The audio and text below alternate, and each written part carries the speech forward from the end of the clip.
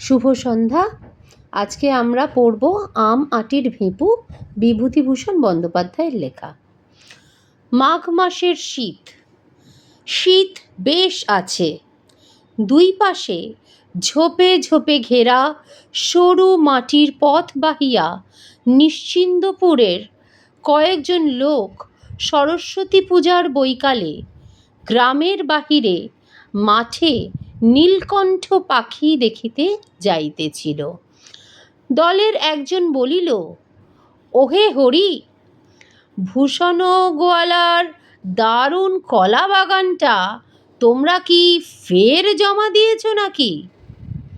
হরিহর সায়সূচক কিছু বলিতে গিয়া পিছন ফিরিয়া বলিল, ছেলেটা আবার কোথায় গেল?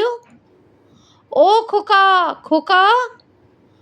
পথের বাঁকের আড়াল হইতে একটি ৬-৭ বছরের ফুটফুটে সুন্দর ছিপছিপে চেহারার ছেলে ছুটিয়া আসিয়া দলের নাগাল ধরিল। হরিহর বলিল, আবার পিছিয়ে পড়লে এরই মধ্যে? নাও এগিয়ে চলো। ছেলেটা বলিল, বনের মধ্যে কি গেল বাবা? বড় বড় কান। হরিহর প্রশ্নের দিকে কোনো মনোযোগ না দিয়া নবীন পালিতের সঙ্গে মৎস্য শিকারের পরামর্শ আঁটিতে লাগিল। হরিহরের ছেলে পুনরায় আগ্রহের সুরে বলিল, কি দৌড়ে গেল বনের মধ্যে? বড় বড় কান। হরিহর বলিল, কি জানি বাবা, তোমার কথার উত্তর দিতে আমি আর পারি না। সেই বেরিয়ে অবধি শুরু করেছ। তো এখানে আমরা দেখতে পাচ্ছি যে মাঘ মাসের শীতকালে সরস্বতী পুজোর দিন বিকেলবেলা কয়েকজন গ্রামের মানুষ, তারা নিশ্চিন্দপুরের লোক, তারা কোথায় যাচ্ছে? তারা নীলকণ্ঠ পাখি দেখতে বেরিয়েছে। এবং একটি ছোট্ট বাচ্চা যে বারবার পিছিয়ে পড়ছে, ৬-৭ বছরের ফুটফুটে বাচ্চা যে বারবার পিছিয়ে পড়ছে, সে এখন তার বাবাকে প্রশ্ন করছে যে বনের মধ্যে সে কি একটা দেখতে পেয়েছে যার বড় বড় কান। যেহেতু বাবা দেখতে পায়নি, বাবা উত্তর দিল না। এবং আমরা দেখলাম কি, যে বাবা বিরক্ত হচ্ছে, যে বারবার তাকে যেহেতু প্রশ্ন করছে বাচ্চাটি, সেই জন্যে বাবা বিরক্ত হচ্ছে এবং বলছে যে এত প্রশ্নের উত্তর আমি আর দিতে পারি না। জেনারেলি ছোট বাচ্চারা কি করে, আমরা দেখি যে ছোট বাচ্চারা বিভিন্ন রকম প্রশ্ন করে এবং বাবা মার থেকে সেই উত্তরগুলো পাওয়ার চেষ্টা করছে।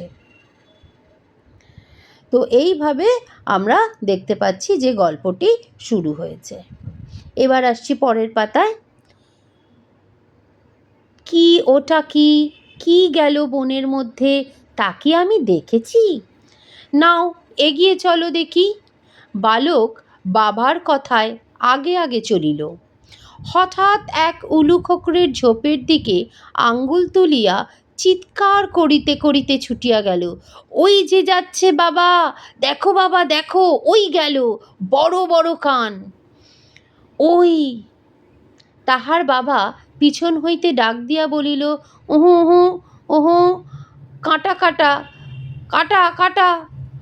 পরে তাড়াতাড়ি আসিয়া খপ করিয়া ছেলের হাতখানি ধরিয়া বলিল, আহ, বড্ড বিরক্ত করলে দেখছি তুমি। ১০০ বার বারণ করছি, তা তুমি কিছুতেই শুনবে না। এই জন্যই তো আনতে চাইছিলাম না। বালক উৎসাহে আগ্রহে উজ্জ্বল মুখ উঁচু করিয়া বারবার মুখের দিকে তুলিয়া জিজ্ঞাসা করিল, কি বাবা? হরিহর বলিল, কি তা আমি কি দেখেছি? শুয়োর টুয়োর হবে। নাও চলো, ঠিক রাস্তার মাঝখান দিয়ে হাঁটো। শুয়োর না বাবা, ছোট্ট যে। পরে সে নিচু হইয়া দৃষ্টবস্তুর মাটি, দৃষ্টবস্তু মানে যে জিনিসটা দেখা গেছে, তার মাটি হইতে উচ্চতা দেখাইতে গেল।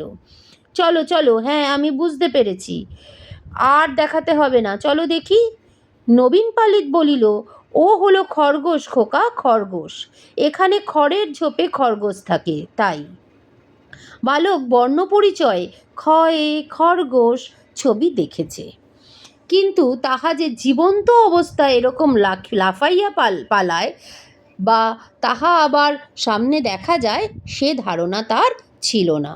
তো এখানে আমরা কি দেখতে পাচ্ছি, যে বাবা বিরক্ত হচ্ছে ছেলের প্রশ্নের উত্তর দিতে, কিন্তু নবীন পালিত যে তাদের সঙ্গেই ছিল সে বলল যে ওখানে খরগোশ আছে, এই ঝোপের মধ্যে অনেক খরগোশ আছে, ছেলেটি হয়তো খরগোশই দেখেছে। এই শুনে বাচ্চা কি হলো, অত্যন্ত উৎসাহিত হয়ে পড়ল, কারণ খরগোশ শব্দটি সে বইয়ের পাতায় পড়েছে।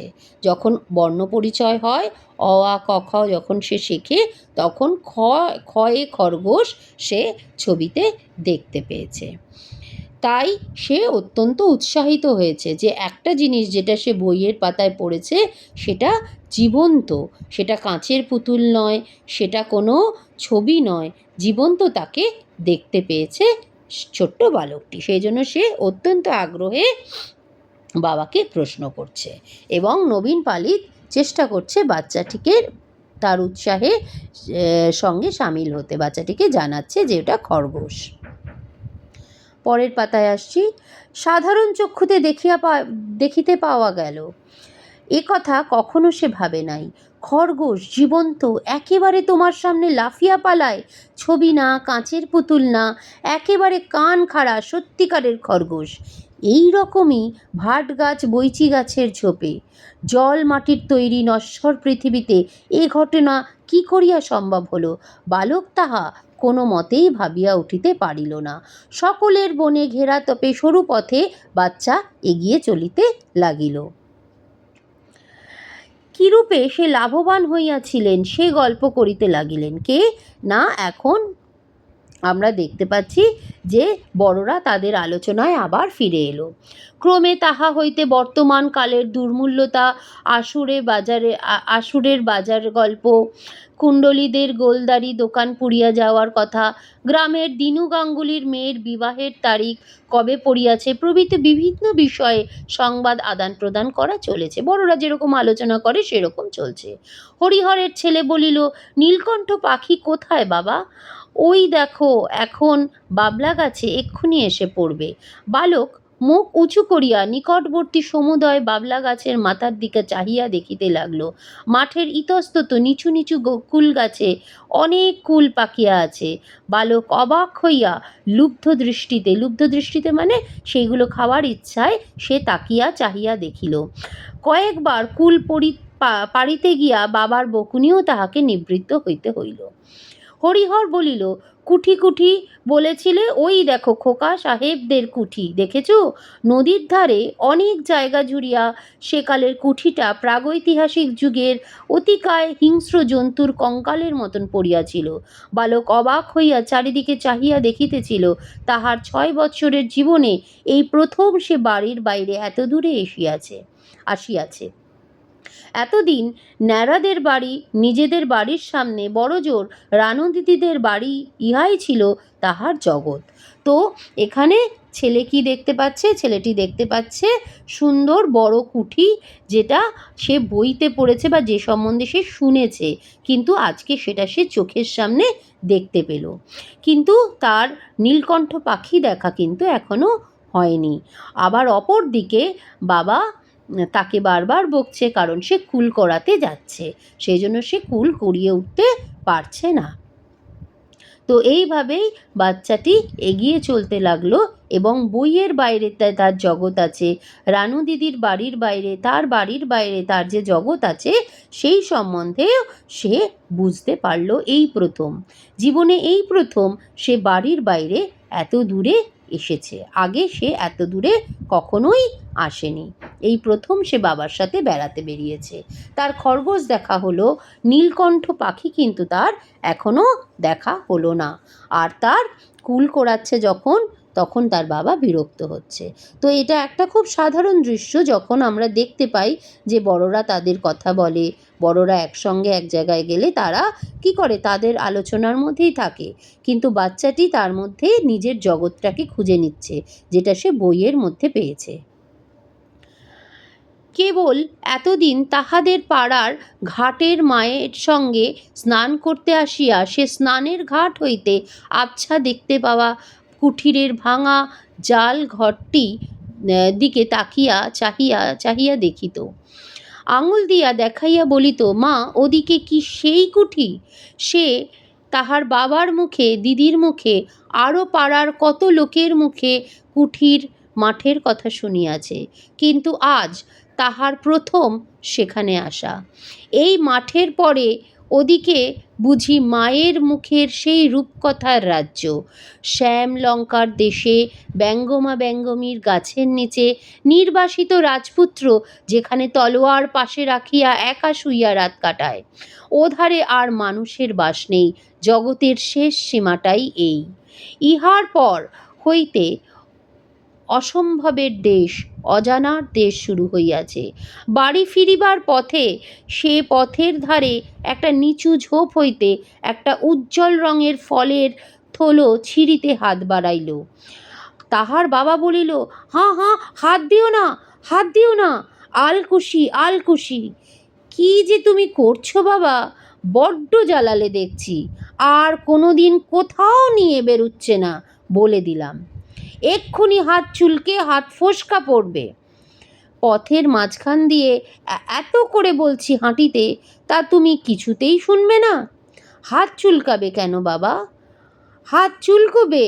বিষ বিষ, আলকুশিতে কি হাত দেয় বাবা? তো এবার সে যেহেতু একটা নতুন জগতে এসেছে, তার খুব আনন্দ হচ্ছে, এবং সেই আনন্দের মধ্যে সে কি দেখতে পেল, সেই কুঠিটা, যে কুঠিটা সে অনেক দূর থেকে স্নানের ঘাট থেকে দেখতে পেত, সেই কুঠিটা সে আজকে দেখতে পেয়েছে, এবং তার মনে হতো এই কুঠির ওপারে মনে হয় অন্য জগৎ, জগৎটা এখানেই শেষ। এই জগৎ, এই কুঠির কাছে এই রূপকথার যে সমস্ত ক্যারেক্টার, রূপকথার যে সমস্ত চরিত্র সম্বন্ধে সে পড়েছে, সেই চরিত্রগুলো হয়তো এই কুঠির ওপারেই আছে, যেখানে রাজপুত্র আছে, ব্যঙ্গমা ব্যঙ্গমী আছে। একটা দেখো, অসম্ভব সুন্দর একটা রূপকথার রাজ্যের স্থান এই ছোট্ট বাচ্চাটির মনে আছে। মা যে গল্পগুলো বলতো, আজ সে মনে করছে এই নীলকুঠির ওপারেই মনে হয় সেই রূপকথার দেশ রয়েছে। এবং সে কি করছে, সে রাস্তা দিয়ে হাঁটতে হাঁটতে, তার বাবা বলছে মাঝখান দিয়ে হাঁটতে, কিন্তু সে রাস্তা দিয়ে হাঁটতে হাঁটতে সে কি করছে, সে একটা খুব সুন্দর দেখতে ফল ছিঁড়তে গেছে। সে তো জানে না সেটা আলকুশি। আলকুশি কি সে জানে না, কারণ আলকুশি একটা বিষ ফল, যেটা হাত দিলে হাত চুলকায়, ফুলে ওঠে। সেই জন্য সে ওই ফলটা না জেনেই ধরতে গেছিল। শুঁয়ো ফোটে রিরি করে জ্বলবে এক্ষুনি, তখন তুমি চিৎকার শুরু করবে। গ্রামের মধ্যে গিয়ে হরিহর ছেলেকে সঙ্গে করিয়া খিড়কির দৌড় দিয়া বাড়ি ঢুকল। সর্বজয়াকে বালকটির মা খিড়কির দৌড় খোলার শব্দে বাহিরে আসিয়া বলিল, এই এত রাত হলো, তা ওকে নিয়ে গিয়েছ না, একটা দোলাই গায়ে না কিছু? হরিহর বলল, আহ, নিয়ে গিয়ে যা বিরক্ত, এদিকে যায় ওদিকে যায়, সামলে রাখতে পারি না, আলকুশির ফল ধরে টানতে যায়। পরে ছেলের দিকে চাহিয়া বলিল, কুঠির মাঠ দেখব, কুঠির মাঠ দেখব। কেমন হলো তো কুঠির মাঠ দেখা? তো বাচ্চাটি বাড়ি ফিরে এলো তার মায়ের কাছে। এই শেষ পর্যায়ে, প্রথম অধ্যায়ের শেষ পর্যায়ে আমরা দেখলাম বাচ্চাটি মায়ের কাছে ফিরে এলো, এবং তার বাবা কি করলো, মাকে জানালো যে ছেলেটি খুবই বিরক্ত করেছে। আসলে কি ছেলেটি বিরক্ত করেছে? না, আমরা ছোট বাচ্চাদের মধ্যে একটা জিজ্ঞাসু মন দেখতে পাই। সেই জিজ্ঞাসু মনের জন্যই সে বিভিন্ন জিনিস সম্বন্ধে জানতে চেয়েছে। অজানাকে জানার একটা ইচ্ছে যেটা তার ছিল, সেটাই সে বাবাকে বারবার প্রশ্ন করেছে। কিন্তু বাবা এত প্রশ্নের উত্তর দিতে পারেনি, কারণ তার ধৈর্য ছিল না। ঠিক আছে, ধৈর্যের ঘাটতি দেখতে পাওয়া গেছে। কিন্তু বাচ্চাটি কিন্তু খুবই আনন্দ করেছে, কারণ সে যে গল্পগুলো বইতে পড়েছিল, যে খরগোশকে সে বইতে দেখেছিল, সেটা সে দেখতে পেল, খরগোশটা সে চোখের সামনে দেখতে পেল, এবং বইতে যে গল্পগুলো পড়েছে, বা মা যে রূপকথার গল্পের কথা বলে, নীলকুঠির গল্পের কথা বলে, আজকে সে নিজের চোখে সেই নীলকুঠিটা দেখতে পেল। এবং আর কি দেখতে পেল? দেখতে পেল, সে মনে মনে আসলে ভাবলো, সেই রাজপুত্র, ব্যঙ্গমা ব্যঙ্গমী সবাই মনে হয় ওই মাঠেই থাকে।